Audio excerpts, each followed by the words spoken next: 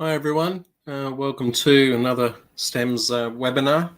What we're going to be doing today is covering the event reporting, but more of a focus on the settings side of things, giving some tips and tricks you may not be aware of that we base on support that we receive. Also, we will be looking at the new 5Y process, the general layout of the new investigation tab of the event reporting. All right, so what I'll do to get started, just straight into it, is we will look at settings and make sure everyone has a good understanding of this. I find even those that may have been using STEMS for quite a long time are sometimes not fully aware of some of these things that I'm about to show you. So what I'll do to begin with, we will start with, so where I am now is admin settings. And under the safety menu, you'll see event management.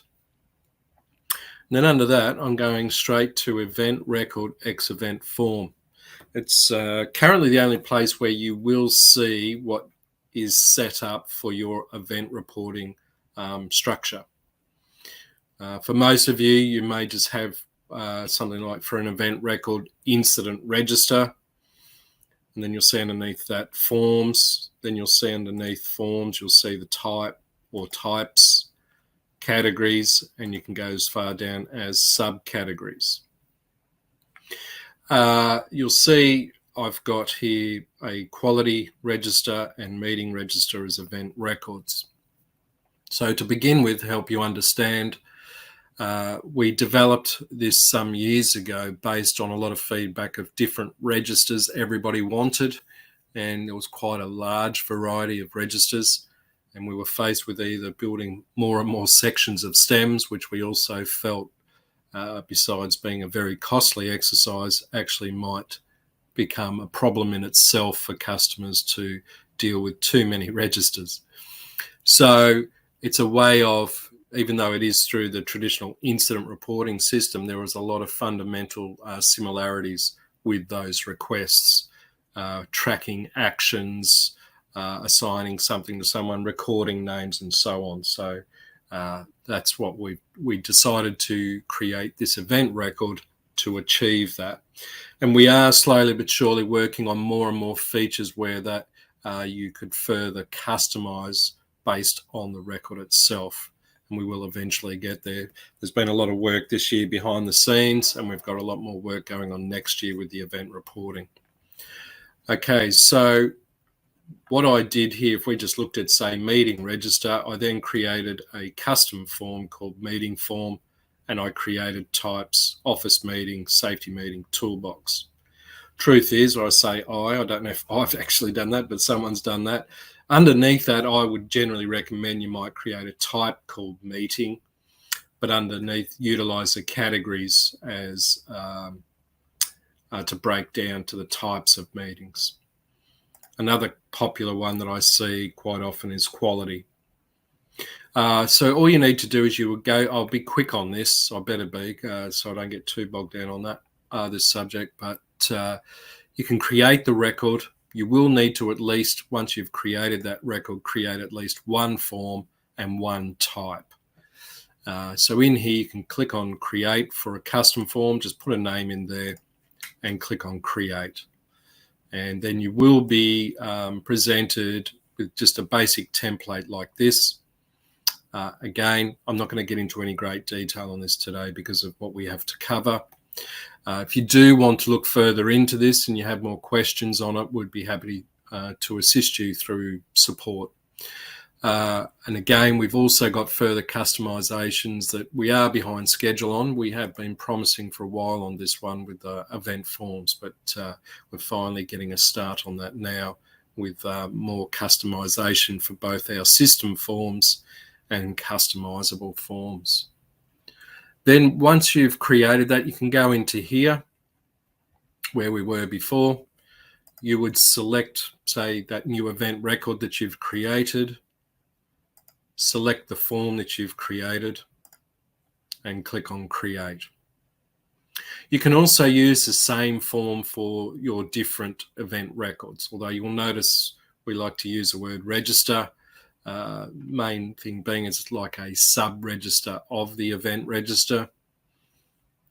And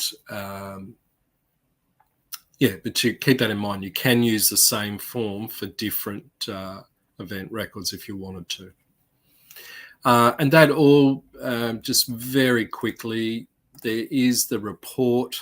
So I've gone into reports and you'll see here, this one here does cater for event records, forms, types, categories, and subcategories.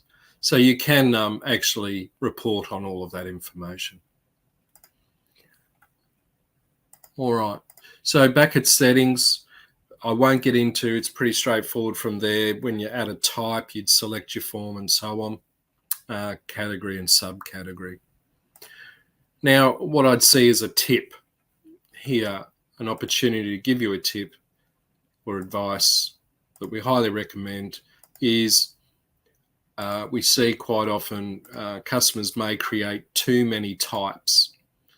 And the idea behind event types, in our view, is that it's you want to keep less or create less types and more categories and subcategories. I think it's important to do so because in that way you can simplify your reporting, and if you need to, you can break down into greater detail if you need to. All right, so keep that in mind. We'll just quickly go through some of these others you'll see here. You may or may not be aware there's that person involved that's on the event forms. That drop-down list is customizable. All right, so keep that in mind. You may have seen that before, and we will have a look at that later. On the event forms, on the event form tab, is a field called person involved type, and it is customizable.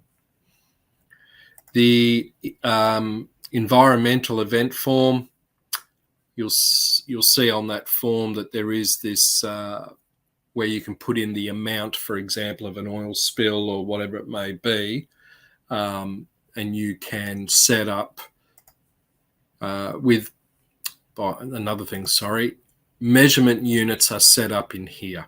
All right, just be aware of that. This is where measurement units are set up. And that's what became available to me in here, was this. Obviously, someone else has put that in there, playing around, free text. But so there, and then you'd put in what that environmental amount type is and click on Add New. This is where you can set up your contributing factors and root causes or further customize them. And you can have up to 3 levels. This is also getting completely replaced as part of the investigation tab, ongoing improvements. But for now, you have up to 3 levels and customizable within that. And you can decide what's going to be a tick box or not a tick box. For example, if I want to edit something, I can click on that and I can just rename that and click on save. I can decide I don't want that to be selectable and I can untick that. And if I want to add something under it, I just click on this, add new child item, and I can put a name in there and click on save, and that'll put something underneath that. All right. That's the same for root causes, exactly the same there. All right, I'll keep moving along. We've got event injury details. So on the injury event form, you are in complete control of the fields, the selectable fields on there to do with part of body, nature of injury, mechanism, and agency.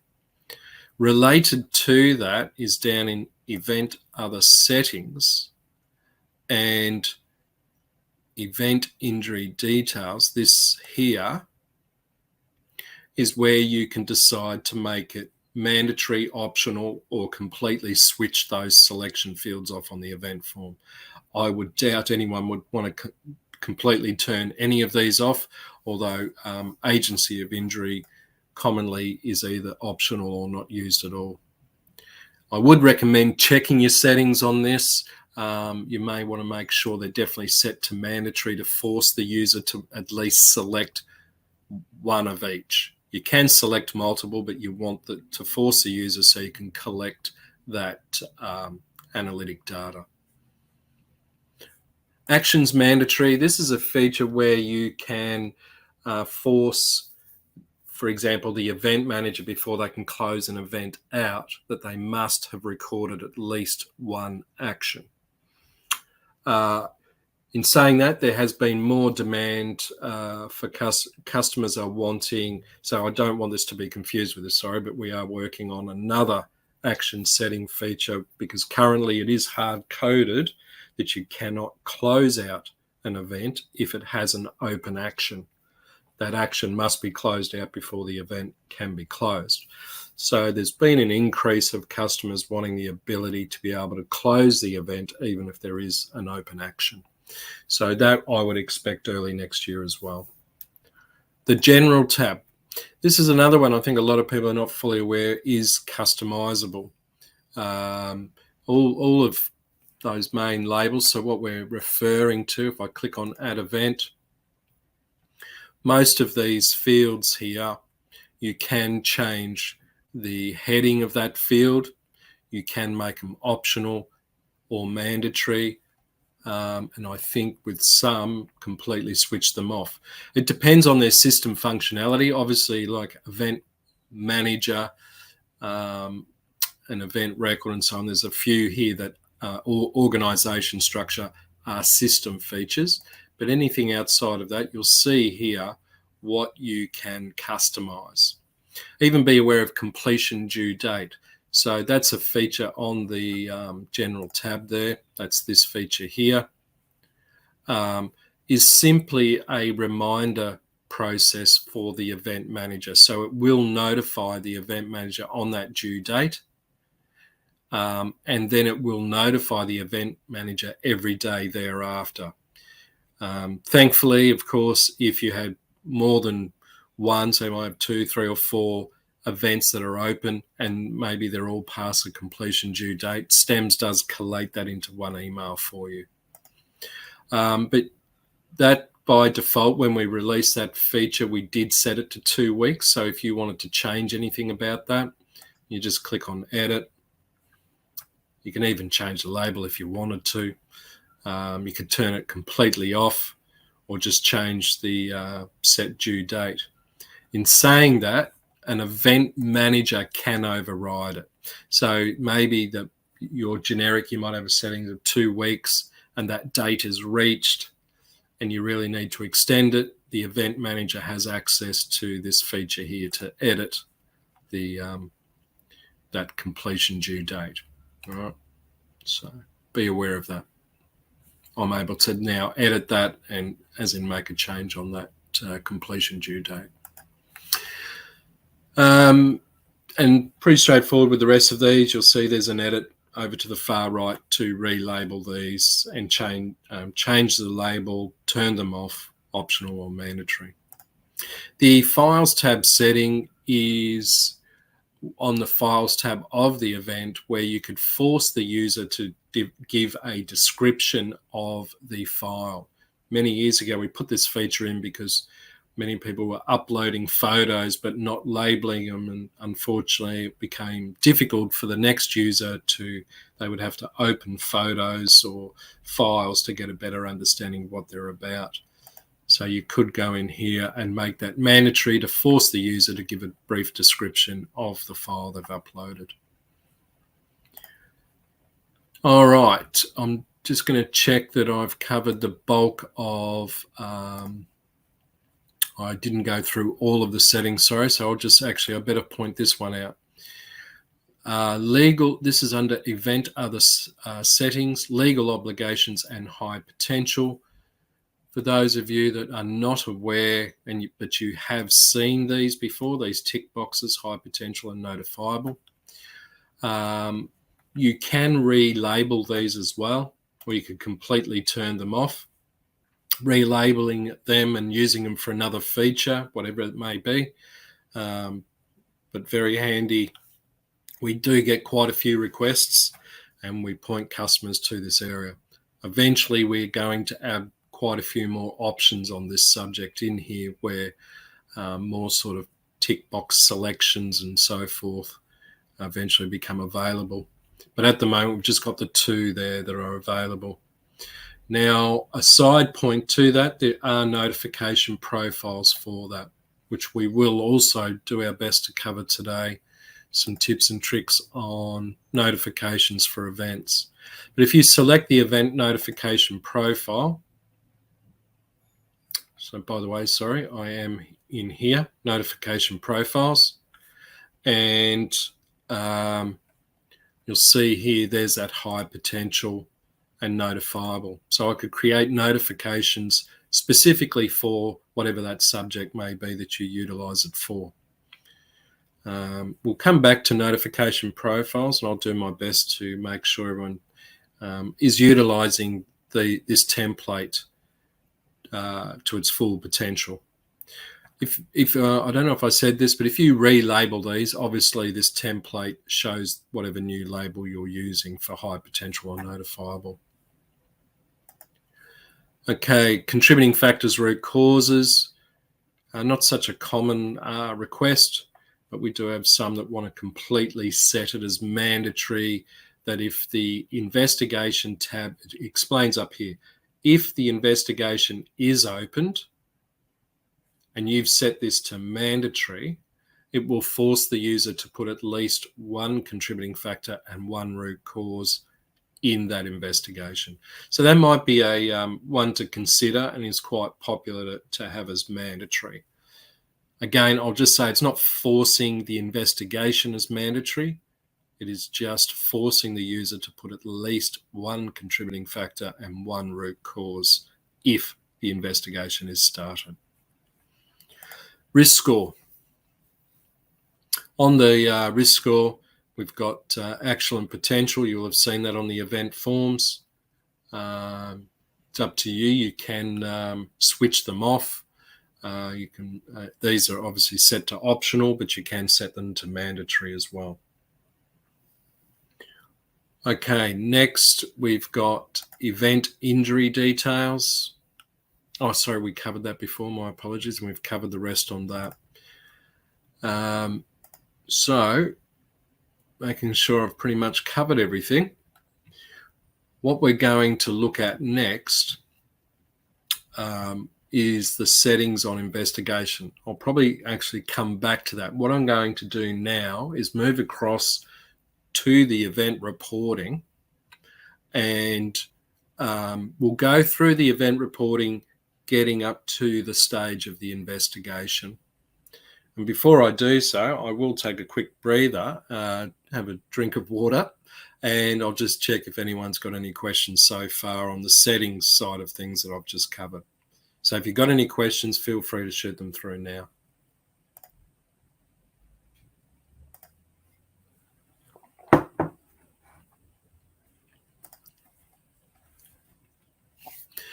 Okay, so what we'll do now is we're in the event register, and I have clicked on, I should open that up, and I clicked on add event. For those of you that are not aware, we do have a mobile app, the STEMS One mobile app, available on Android and Apple, and that gives you the ability for users out in the field to report events. Okay, now from the web version, I should also point out with permissions, just think I better point this out now, is if you give, what I'll do to help you understand what I'm about to say, if we go and open and we'll look at permissions,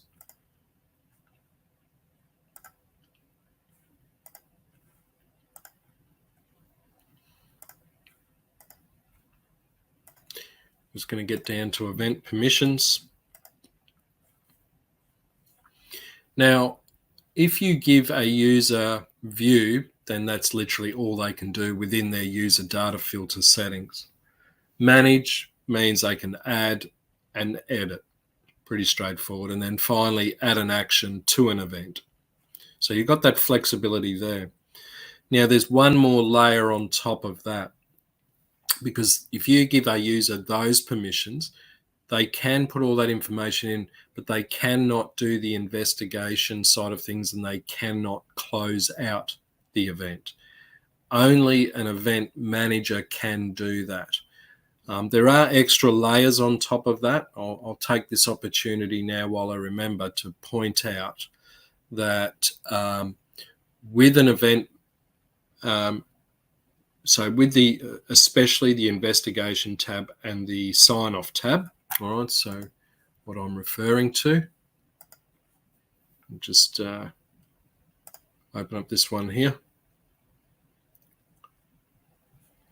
So I am referring to this tab and the sign off tab, and I should say, sorry, and the hazards and risks. The user that's given permission to manage events can go through and fill all this out, fill out event forms. But one thing they can't do on the event form is assign the event type. They will not even see it. It's the event manager that can assign event types, and they can do the investigation and so forth, hazards and risks, and then finally closing the event out. Now, what we've given some opportunity for flexibility within that, because obviously we do have customers where it's not necessarily the event manager that they want to complete the investigation, or maybe closing it out. So there's, at the moment, until other new development is released, which I better not get caught up on talking about today, there's quite a lot going on. But at the moment, you still have some flexibility on top of that. So the line manager of the event manager can also work on the investigation tab and do the closeout. Now, what I'm referring to by line manager is on the person's profile in STEMS accounts. If you go to the role tab, this is where you can set their line manager. All right, and that would give them the ability to, for want of a better word, work on behalf of the event manager. They can do that. And to give you peace of mind, because even today that was raised by someone else in support, well, not that specifically, but that was the solution, and I was able to provide that information for them. But I did double check because it had been a while, and I tested, and I can give you peace of mind that the line manager can do those things. There is another feature. If you're not wanting to, sorry, clicking about here. If you're not wanting to set up or utilize the line manager feature, but you're wanting to give someone complete access to say things like events and hazards, we do have a permission called Safety Administrator. All right, so that's this permission here. All right, so that is a way of giving permission to people that can go into any event or any hazard or any action as well, by the way, to make changes. It still has to be within their user data filter, but it's that's a good permission that a lot of people may not be aware of. So be aware of that. It might actually be a solution to your circumstances. And then finally, goes without saying, is that system administrators, STEMS system administrators, have full access to everything, of course. All right, I'll keep moving along now on this. We'll go back to the one we're putting in. I'll do my best not to spend too much time on some pretty obvious things here today, because we're not learning literally about putting entering an event. You'll see there, because of the event records I've set up, I've got a choice to select.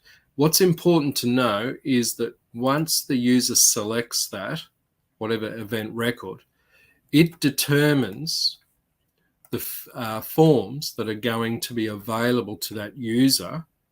So whatever I select here, whichever one of those on the event, that determines the forms that will be available to me when I get to this tab here. Now, once we get to that tab and we put a form in, because we do get asked every now and then where they do have multiple event records and then they've realized they need to change this. This cannot be changed because of the fact that data has gone in relation to this. We did do a lot of workshopping on what could be done about this, but currently there is no easy solution to this. If you do this, you're literally going to have to create a new one and enter that data back in again and archive the previous one that was recorded. All right, so be aware of that. All right, I'm going to keep moving along. I'm not going to explain all these fields. I will explain as a tip, the event manager that would be available to me, again, is also based on user security. All right, so for example, if I was assigned in the org structure to a particular project and my user data filter was set to primary, I will only see other event managers on that project. This is a reasonably common support question as well, because people say, I can't find this person or that person as an event manager. I know they're an event manager. Why can't I select them? And it will be the user data filter assigned to that user trying to find the other user. All right, so be aware of that. Event, date, time, straightforward, report, date, time. Keeping in mind these, except for that's a system one, but this is can be turned off, made optional or mandatory. We discussed completion date, due date. We will hopefully understand organisation structure, but a little tip if you're not aware is the right-click feature that's throughout STEMS and Comply 1. If there's multiple tick box selections where relevant, in this case it's not, there's other right-click features as well, so be aware of that. You'll also notice in this case I've got a couple of things greyed out.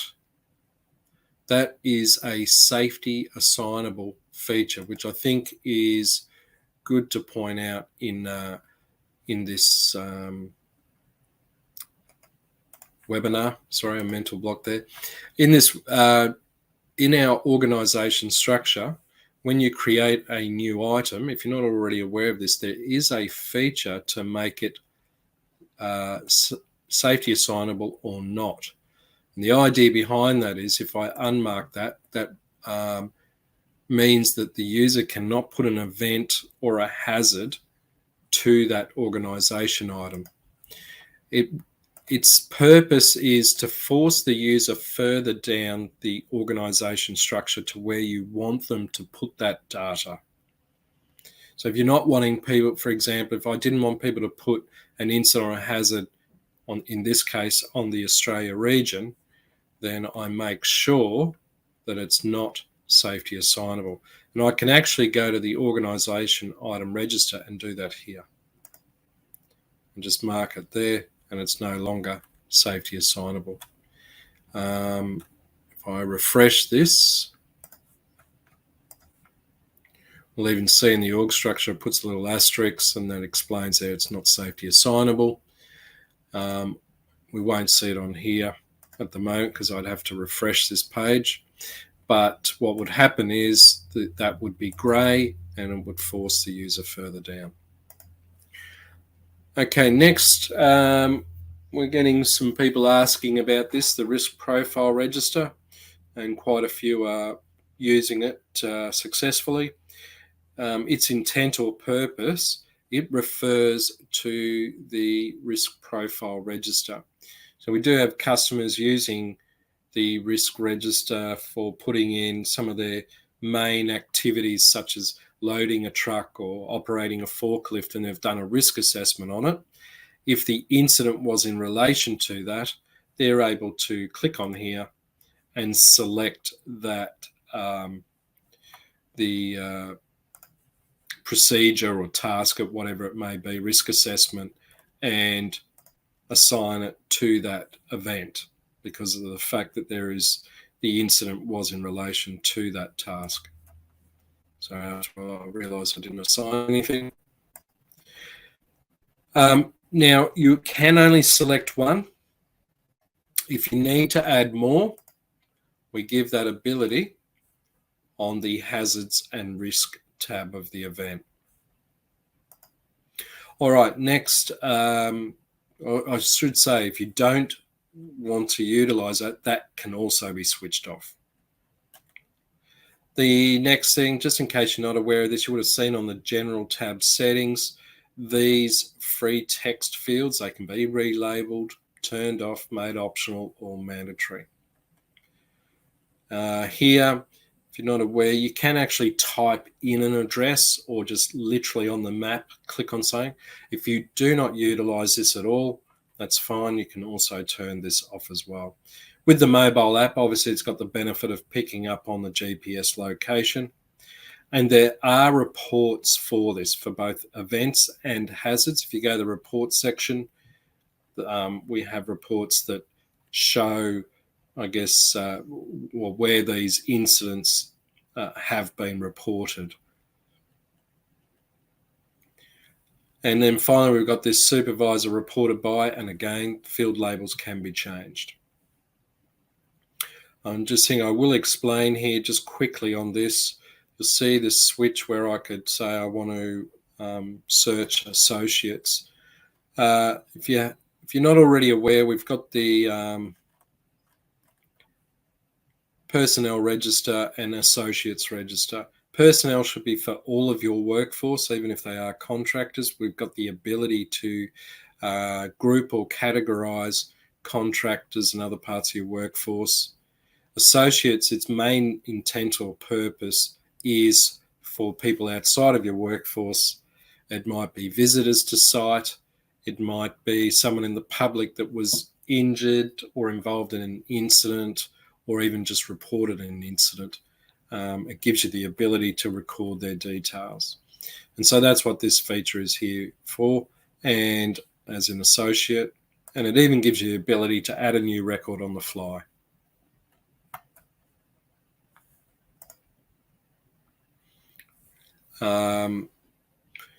A common practice I see a lot of customers will set reported by as a mandatory field to force the user to put in who's reported it. And I better keep moving along due to time and click on next. And we get to the area where we're getting to a point where we do get a fair bit of support on what I'm about to show you. Hence, we've been doing our best to put more and more information on the screen to assist the user what needs to be done next.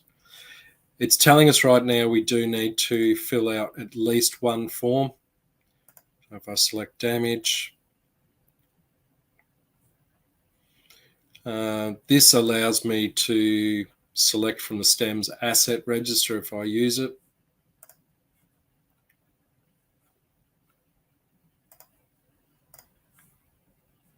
You can currently only put in, I should have pointed that out, one asset. We haven't had many. I think we've probably had a couple of queries about being able to add multiple. The reason why our good intentions where we did not allow the user to add multiple is that because you can enter multiple event forms, so that you can describe the damage to each separate piece of equipment. So we were, I guess, making an assumption to force the user to put in separate event forms within the one incident representing each separate asset. So we're looking into it now where we've got a couple of customers wanting multiple selection. But for now, keep that in mind. One asset only one asset can be recorded here from the STEMS asset register, and you would have to record multiple damage forms.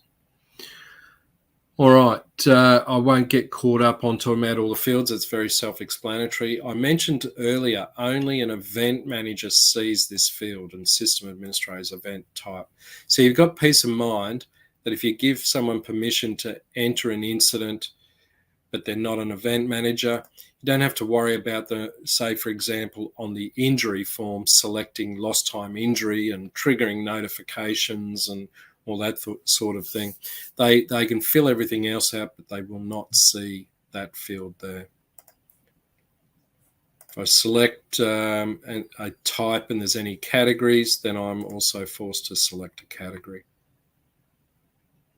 There's the person involved that I was talking about earlier. So that drop down there is completely customizable in settings. Not here to, don't panic everyone, I won't be going through all of the forms today. I'm just going to stop for a moment. I've got a couple of questions coming through. Can you assign actions and scheduled forms to mobile only users?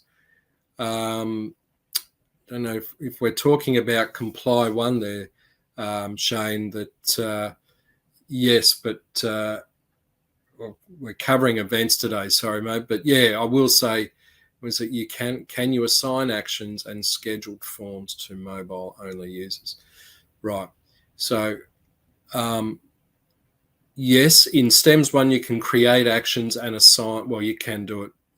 First and foremost, a mobile only user, you may notice in the action register, you can select your mobile only users, and vice versa in comply one, for let me get this right, for actions. And the mobile only user will get like a push notification and an email that the action has been assigned to them, and they can manage that action from the mobile app.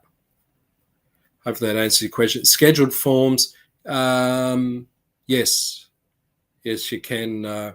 So if you're talking about comply one, you can assign forms to a mobile only user. And we've got another question there. Is it possible to have the info from the general entry tab to be copied across to the event form? Actually, I'm going to answer what I think is a misunderstanding on that one, Craig, and a understandable misunderstanding. What I'm just going to say first, before I get into answering that question I just read out, you will notice in the drop down here, I could select another form. All right, so STEMS allows multiple event forms to be completed for the one incident. So, for example, if I had 2 people injured and 2 vehicles damaged, I could fill out 2 injury forms, 2 damage forms, and I might even record a near miss where a third person could have been injured. So you have that ability to fill all those out. What I'm just going to do here just quickly, because I'm looking at time getting away on me. I was promising that this would take about 45 minutes and we've got to do the investigation yet. To answer that question that was raised about copying across, we are working on helping on the screen explain the title and description field, their intent or purpose, at the request of many customers, by the way, ironically. It's the ones that have caused the most confusion. This is not to do with the general tab. On the general tab, title and description should be a brief overview of the incident. So, for example, the title might be 2 vehicles collided, 2 people injured. The description might go on to say that the 2 vehicles collided at the crossroad of blah, blah, and vehicles received minor damage and both people received minor injuries, whatever. So you're giving a brief overview. When we get to the event form, the reason why customers wanted these was so that they could they could describe specifically to that injury or specifically to that damage. All right, so this, and it's especially handy when you're doing multiple event forms. Now, I'm hoping, of course, Craig, that's explained that, but we've got plans to relabel these and even give customers the ability to turn them off if they want to, just to avoid that confusion, which is rightfully caused you to raise that question. All right, well, I'm going to keep moving along. I'll just add this one in to illustrate something next. Now, on this tab, just quickly, another tip. This is where some people are not sure what to do. At this point, once you've entered your event forms in, just click on finish. It is that simple. That's all it's meant to be. You can go back later and add more, but the idea behind this, it explains that any notification profiles that match these will be sent. So I just click on finish. Any notification profiles are now triggered, and off we go. Now, due to time, I'm going to move straight on to the investigation tab.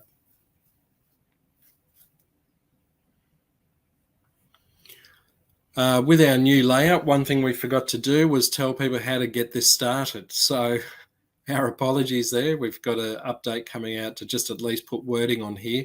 To open this up, to start the investigation, just click on that down arrow and put in the investigation dates. Very soon, we will be able, visually on the screen, assist people in what they're meant to do there. That was very silly of us to not give that wording. All right, click on save. And now this makes everything available here. It'll kick in a minute, I hope. There we go. Now, just quickly on the settings, what we're going to do is go down to Event Investigation. And here, now this would be rarely used. I would highly recommend you leave this as optional. We are also working on processes where you'll be able to set conditions of when an investigation is mandatory based on level of risk and type of event. They're the first two sort of conditions that are planned.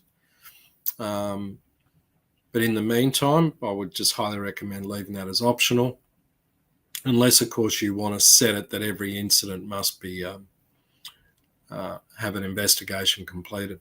Now, the 5Y process, also, we're planning on having conditions set for that as well, that I mentioned for general investigation. And here, if you're not wanting to utilize it at all, you just untick enable and click on save. I enable it and I want to make it mandatory, click on save.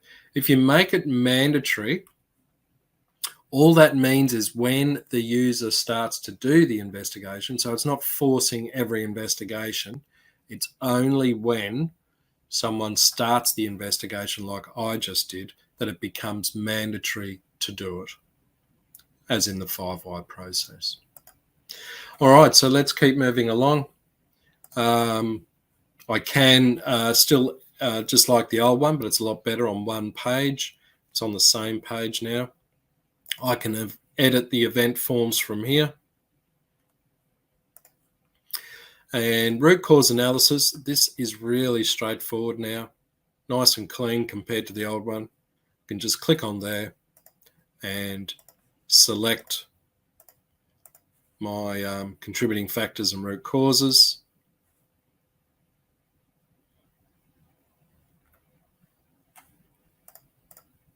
So just notice that happened to me the other day and I forgot to follow that up. You'll notice what I did there.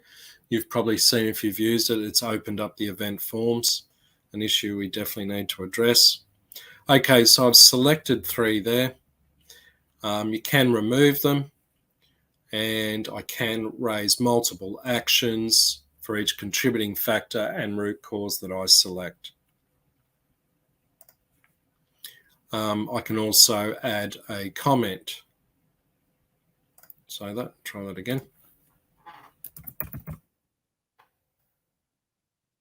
And if you need to edit that comment, there's an edit button there to edit your comments. You cannot remove a contributing factor or root cause once you've got a comment in. If I want to remove it, it's a bit strange this way, but I have to clear that. And then I can remove that. All right. We don't actually have a remove feature. That was something that slipped through the net there on how that worked. But keep that in mind. You'd have to completely remove the comment and save it. All right, 5Y process. With the 5Y process, very straightforward. I just put in the date and time.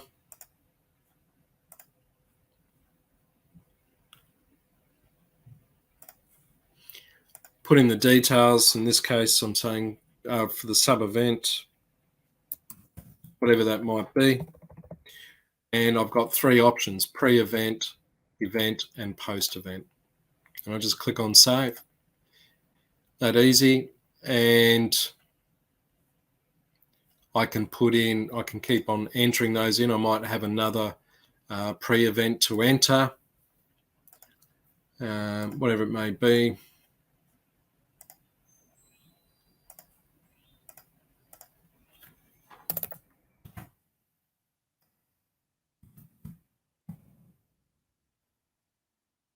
In this case, I'll put in an event, and of course, I could also put in a sub-event. I won't keep going through this process. If I need to edit, I just click on the wording there,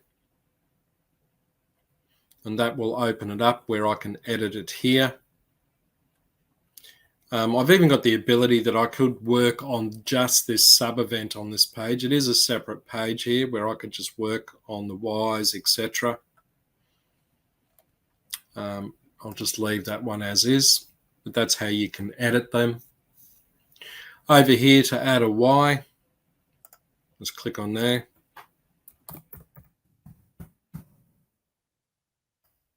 And once I add that Y, then I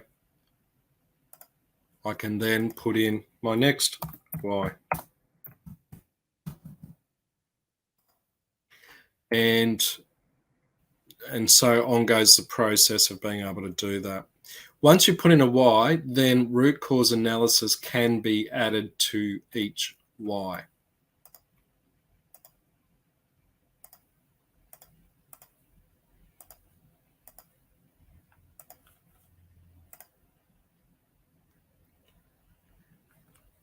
And for each root cause analysis, I shouldn't say each, for each Y, besides I can add multiple root cause analysis, I can add 1 comment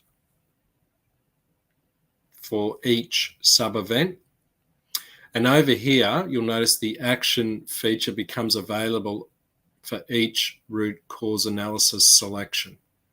Multiple actions can be added for those. All right, everyone. Thanks again for your time, and hope to hear from you soon. Cheers and bye for now.